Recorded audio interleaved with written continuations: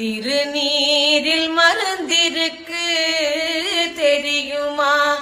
அதை தினம் அணிந்தால் புகழிருக்கு புரியுமா?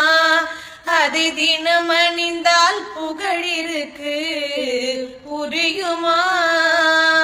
முருகன் திருநீரில் மருந்திருக்கு தெரியுமா? அருள் மணக்கும் ஐயனின் திருமருந்து, அருள் மணக்கும் ஐயனின் திருமருந்து, நல்ல அறிவு கண்ணை திறந்து வைக்கும் மறுமருந்து.